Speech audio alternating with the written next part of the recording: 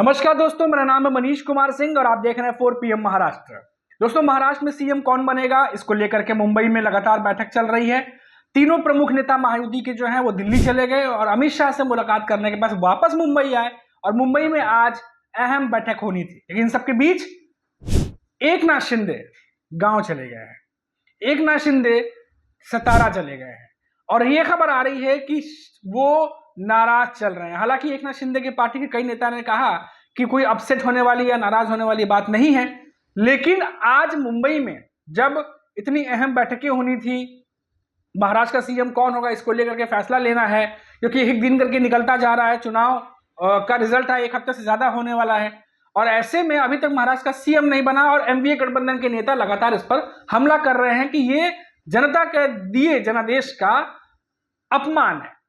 अब इतनी सारी घटनाएं घट रही हैं और लगातार इधर से उधर नेता दौड़ रहे हैं कि सीएम कौन होगा। तमाम जगह मीडिया में सवाल चल रहे हैं, जनता देख रही है महाराष्ट्र के पॉलिटिक्स को कि आखिर सीएम कौन बनेगा।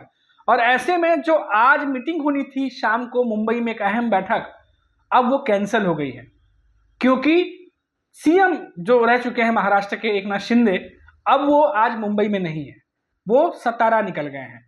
और जहां तक मुझे पता है कि इसका अंदाजा किसी भी मीडिया पब्लिकेशन में या न्यूज को भी नहीं था कि वो अचानक ऐसे सतारा निकल जाएंगे, क्योंकि इस खबर के आने के बाद अभी अटकलें तेज हो गई हैं कि क्या कुछ ऐसा हुआ है जिसकी वजह से एकनाथ शिंदे नाराज हैं। और दूसरी सबसे बड़ी बात, जो कैबिनेट का विस्तार होना है उसका एक फॉर्मूला सामने आ रहा है सूत्रों के हवाले से कि 22-12-10 यानी 22 बीजेपी के पास, 12 एकनाथ शिंदे के पास, 10 अजीत पवार के एनसीपी के पास। इस तरह कुछ गणित जो है वो बैठाने की कोशिश की जा रही है। लेकिन क्या इस पर एकनाथ शिंदे सहमत है? क्या एकनाथ शिंदे इस पर अपनी रजामंदी जता चुके हैं? ये अपने आप में बहुत बड़ा सवाल है। और सबसे बड़ा सवाल ये कि महाराष्ट्र के सीएम पद को लेकर के क्या जो एकनाथ शिंदे ने जो शर्तें रखी हैं, क्या बीजेपी के साथ बैठक में उस पर सहमति नहीं बन पाई है? क्या हालांकि मीडिया में आकर एकनाथ शिंदे ने बात कही थी कि जो कुछ भी फैसला लेंगे आला नेता वो उन्हें स्वीकार होगा, लेकिन क्या एकनाथ शिंदे सारी शर्तों को मान लेंगे? क्या एकनाथ शिंदे की शर्तों को बीजेपी मान लेगी? अब इसके आसपास में पूरी महाराष्ट्र के पॉलिटिक्स की राजनीति फंसी हुई है और यह भी माना जा रहा है कि जिस तरीके से बीजेपी, क्योंकि 132 सीटें जीती है, तो जानकार ये कह रहे हैं कि बीजेपी इस बार जो चाह रही है वही करना चाह रही है क्योंकि उसके ही नेता सीएम बने, ज्यादा से ज्यादा जो मंत्रालय है वो उनके पास रहे। लेकिन एकनाथ शिंदे के शिवसेना के नेता भी ये बात कह रहे हैं, सीनियर नेता, कोई छोटे मोटे नेता, उनके पार्टी के सीनियर नेता, वो ये बात कह रहे हैं कि उप मुख्यमंत्री अब एकनाथ शिंदे नहीं बनेंगे। साथ ही साथ ये भी खबर आ रही है कि कई नेता ये भी बयान दे रहे हैं कि यूनियन मिनिस्टर भी जो है एकनाथ शिंदे नहीं बनेंगे। तो फिर आखिर एकनाथ शिंदे के लिए कौन सा ऑप्शन बीजेपी देने जा रही है, या एकनाथ शिंदे ने ऐसी कौन सी शर्तें रखी हैं जो बीजेपी नहीं मान रही है?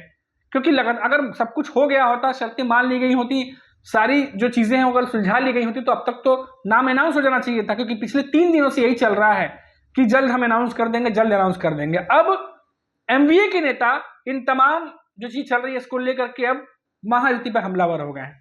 प्रियंका चतुर्वेदी जो है, उन्होंने यूपीटी की नेता है, उन्होंने कहा कि ये जो जनता का अपमान हो रहा है, जनता ने जो वोट दिया, अगर आपको सत्ता में सौंपा तो आपको सीएम अनाउंस करना चाहिए था, लेकिन जिस तरीके से चीजें चल रही हैं वो जनता का अपमान है। वहीं कांग्रेस से भी कई नेताओं ने यह बयान दिया है।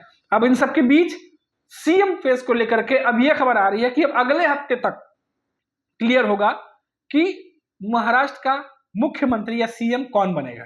अब ये बात अगले हफ्ते तक चली गई है, यानी नेक्स्ट वीक। जो बात हो रही थी कि आजकल में अनाउंस करेंगे, तो आखिर ऐसी कौन सी बातें हैं जिसको लेकर के इतना समय लग रहा है? क्योंकि बीजेपी प्रचंड बहुमत के साथ, एक बात करिए, 132 सीटों लेकर के आई है। अजीत पवार बिना शर्त समर्थन दे चुके हैं, वो साथ में है।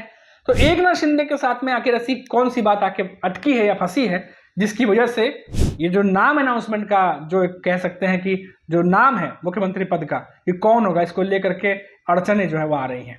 बहुत सारी चीजें हैं दोस्तों, अगर ध्यान से देखा जाए तो बहुत सारी चीजें जो है वो उलझी हुई लगती हैं, जिसका सोल्यूशन जो है वो अभी तक समझ में नहीं आ रहा कि कैसे महायुति के जो सीएम रह चुके हैं एकनाथ शिंदे, अब उनको जो है वो समझौते पर लाया जाए। ऐसा क्या उन्हें दिया जाए? क्योंकि मैंने आपको बताया था कि ऐसी भी खबरें आई थी कि जो एकनाथ शिंदे, उनके बेटे को डिप्टी सीएम का पोस्ट दिया जा सकता है।